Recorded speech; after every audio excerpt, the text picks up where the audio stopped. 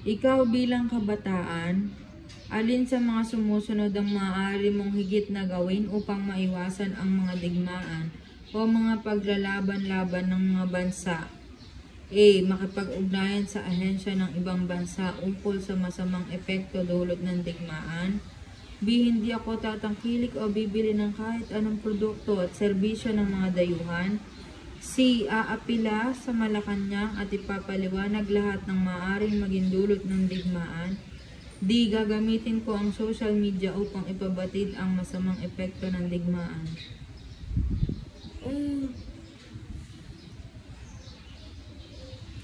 Sino sa mga karakter sa ibaba ang hindi nagpapakita ng kaisipang kolonyal? A. Si Nanami na nagsusuot ng mga damit na stateside.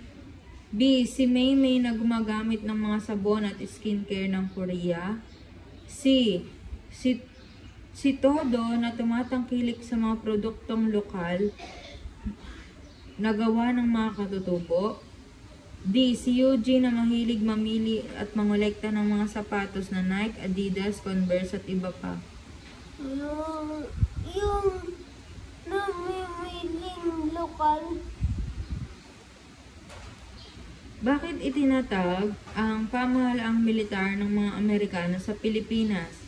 A. Itinatag ang pamahalaang militar upang mapigilan ang mga pag-aalsang maaaring sumiklab sa Pilipinas.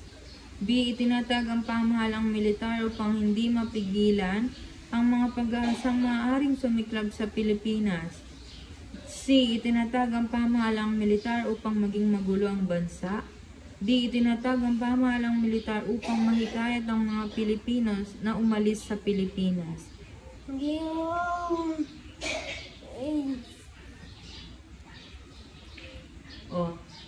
Sa test 2,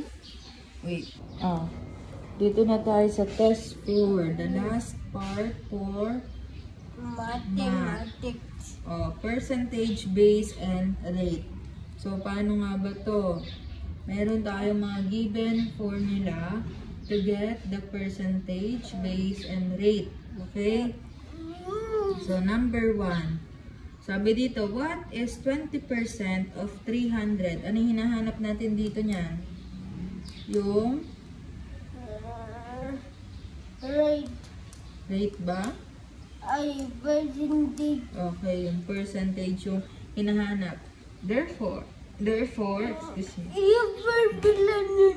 Ano yung formula natin? Percentage is equal to Base.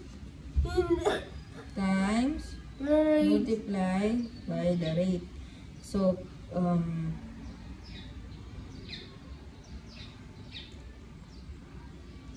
ano yung percentage na? Ayun yung wala, di ba? So, equals, ano yung base natin? Yung 300. Tapos, multiply natin siya sa 50%, di ba? Tanggalin na natin yung percentage na. Anong gagawin natin para matanggal yun? Anong gagawin? Anong gagawin? Yung ano, I-remove natin.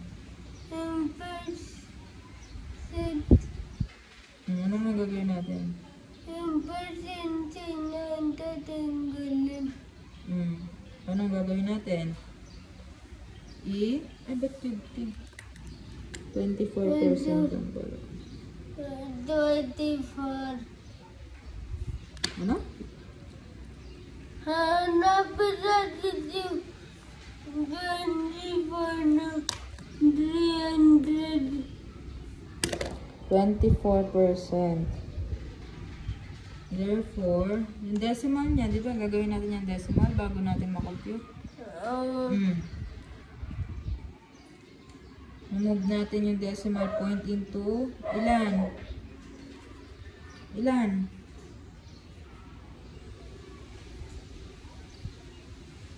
Yung 24. Ilan nga yung decimal po? Ilang move?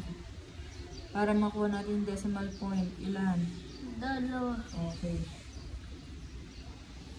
So, 300 multiplied by 20. 0.24 is equal to 300. 0.24. Tingnan mo. 4 times 0 is equal to, again, 0 ulit. 4 times 3.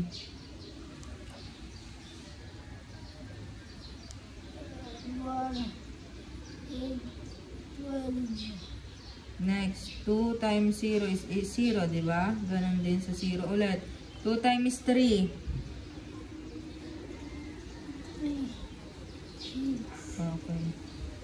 Therefore, add natin to. Bring down to 6 plus 1 is 7, di ba? O, ilang decimal point natin i-move? Ilan? 2. Okay, 2. So, 1, 2. Ang answer natin, ano?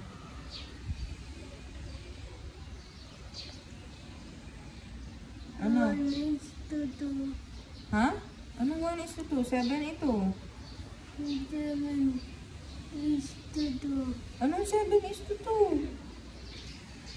Wala na tayo sa proportion. Minove ko yung 2 decimal point dito sa dalawa. 0. Nag-end siya dito. So, ibig sabihin, hindi na kasama yung dalawang 0 na yon. Anong answer? 7:2. Oh. Ayos ka.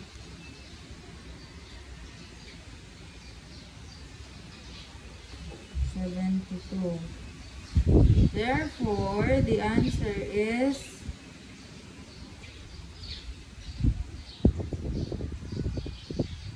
72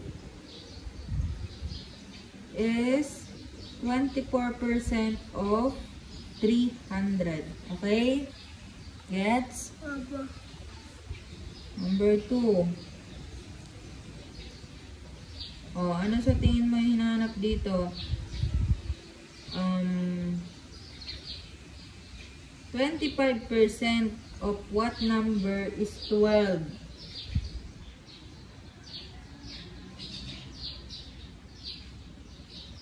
Ano yung hinahanap natin dyan?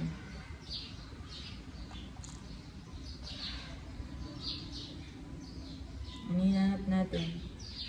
Para dito Yung- kalahati. Yung pinaka... Base. yung pinaka base. O, try natin. Base is equal to percentage And rate. multiplication division. Division, di ba? Divided by rate.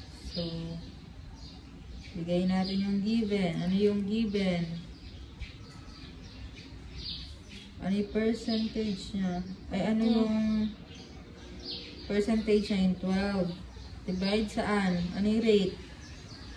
25%. O, move natin yung decimal into 2, di ba? Kaya magiging, ano siya? 0.25. O, divide natin ngayon. 12 divided by,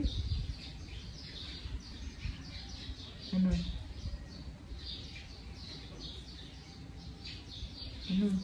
12 divided by 0.25 equal to 48.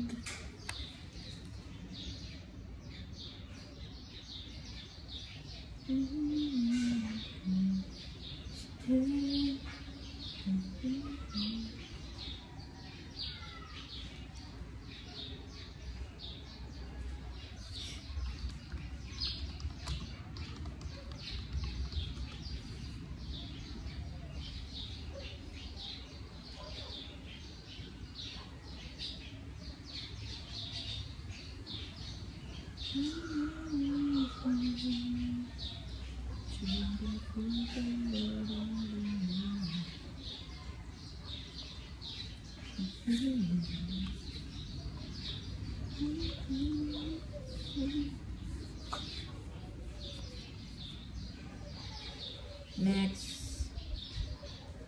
Ano number na tayo? 3. Mhm.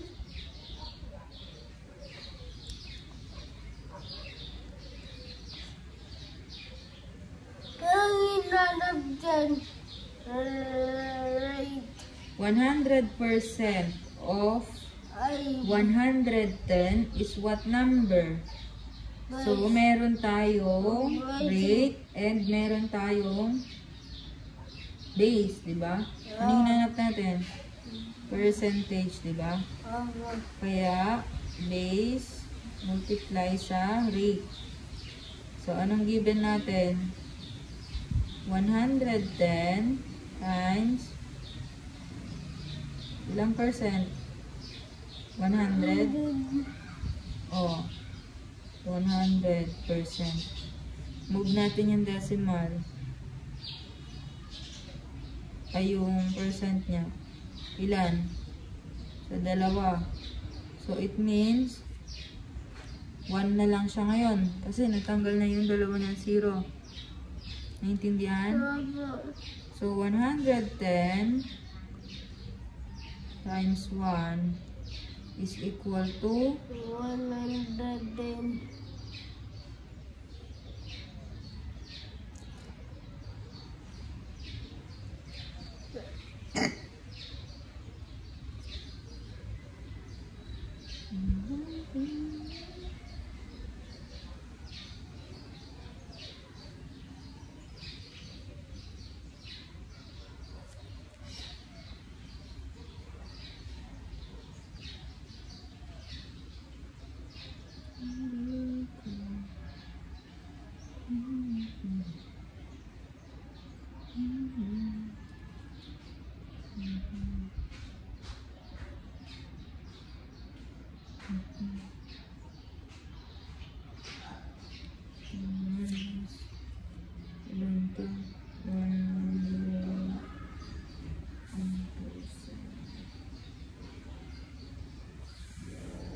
Oh, next. Ano number na tayo?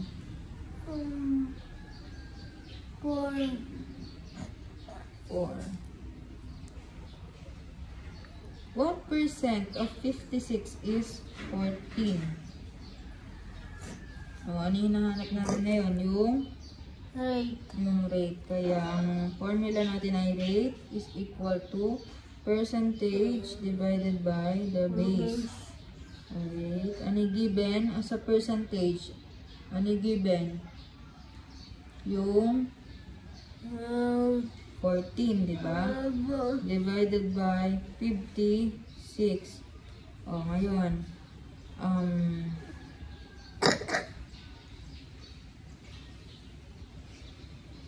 So, rate is equal to, divide natin. 14 divided by 56.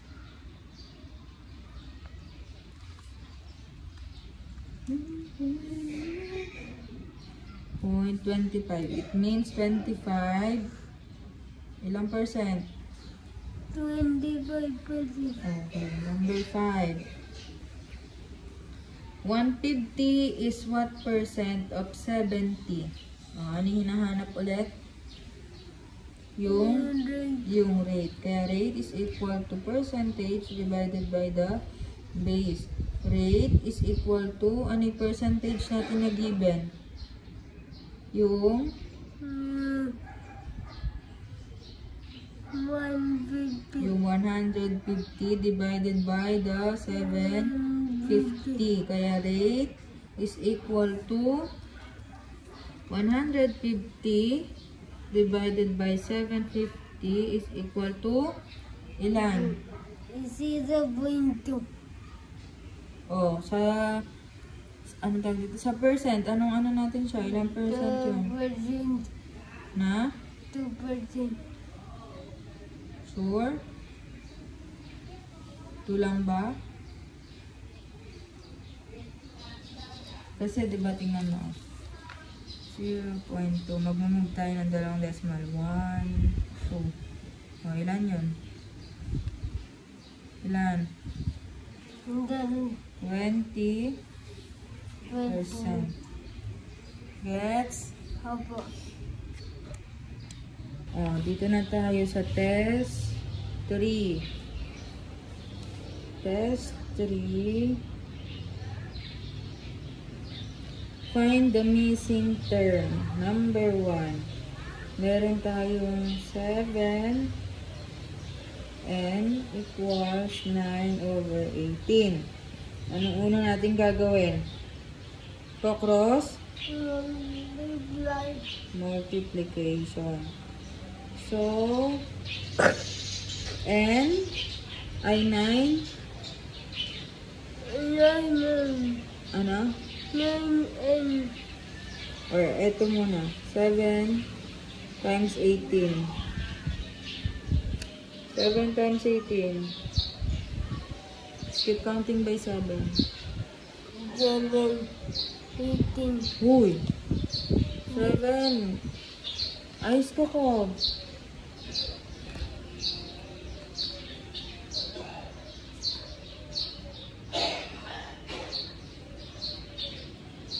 Skip counting by 7.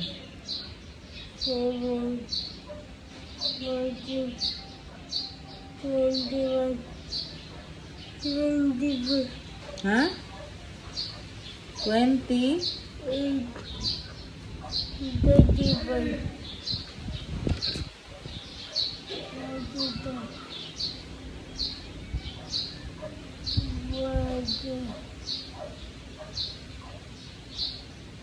8, Ha? 48, 48 ba? Skip counting by 7 tayo, ha? ulitin ko. Oh, 7, 14, 21, 20, 28, 35,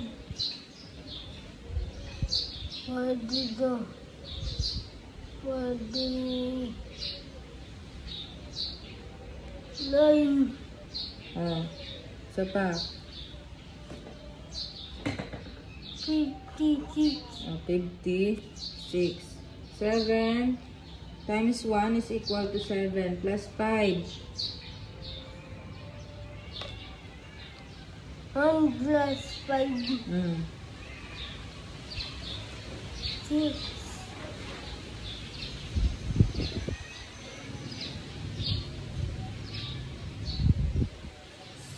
7 ay, di ba 7 times 1 is 7 plus 5. 11 plus 5, 8, 9, 10, 11, 12, Oh, ilan? 12, Oh, 126 is equal to 9 times n is equal to 9. and Oh, anong kailangan natin gawin? Kailangan natin i-divide sa 9 para makuha natin yung n, di ba? Yung both sides. Oh. Kaya n ay 126 divided by 9.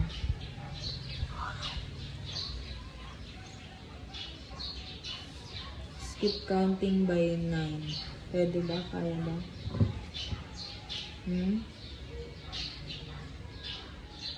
Kasi yung 10, ilan na yun? 90 na yun, di ba? O, 126 ang kailangan natin. 126 divided by 9 is equal to ilan? 14, O, kung 14 siya, 14 is equal to, ika-cancel natin tong 9 divided by 9 kasi 1 siya, di ba? Ang matitira ay n. Therefore, ang n natin ay ano? 14, Okay. Kaya 14. Next, number 2. 36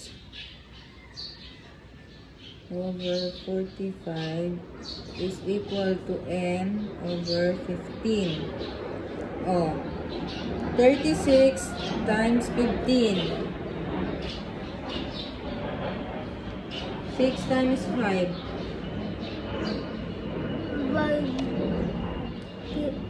then 15, 20, 21, 30, Ilan?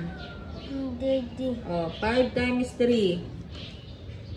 30, 5 5, 10, 15, plus 3. ano, 5 times 3. Ay, ilan ako ha? 15 plus 3. Ilan? 15? 16, 17, 18, Ilan? 18, Oh, 1 times 6. 6, di ba? 1 times 3 is 3 din. Oh. Ngayon, i-add natin. 8 plus 6.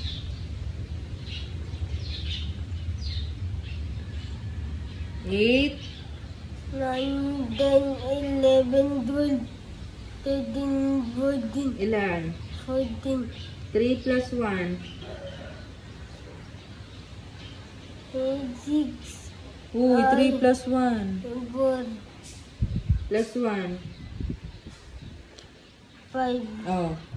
Therefore, ang nakuha natin sa 36 times 15 ay 540 is equal to 45. Ilan? Multiply natin yung 45 times n is equal to 45. 45, and Okay. Ngayon, saan natin sila i-divide? Saan? Sa? 45, Ika-cancel natin yung 45n dahil ano? wala sa number yung n. Oh, kaya 540 divided by 45, ilan yon? 540 divided by 45 is equal to 12. So, ang answer natin ay 12 is to ano? N. Gets? Aba. Next, number 3. Ang given ay n over 6 is equal to 20 over 24. So, n times 24 is equal to 24, and okay. O, equals 20 times 6. 6 times 0 is 0, 6 times 2. Ilan? 20, O, kaya ang answer ay 120. Ngayon, saan natin sila i-divide? Saan? 20, 20? Ano? Saan i-divide? Sa? 24, Okay, so cancel natin to dahil 1 siya. N is equal to 120 divided by 24. Ilan? 120 divided by 24 is equal to 5. O kaya ang N natin is ano? 5, and Anong 5N? Nakuha na nga natin yung sagot eh. 5 na siya, ba't may N pa sa dulo? 5, Oh, ilan siya? 5, Next, number 4. 5 over 12 is equal to N over 24. Oh, 5 times 24. 5. din, 20, 20, 5 times 2. 5, 10, Plus 2.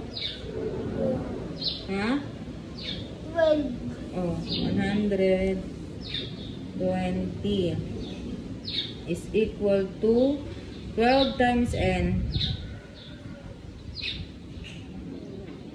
12, and O, saan natin sila ano ngayon, i-multiply, ay di-divide? Sa? sa 12, Okay. So, 120 divided by 12. Ilan yon?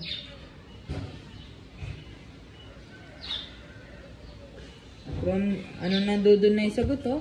120 divided by 12 is equal to ilan?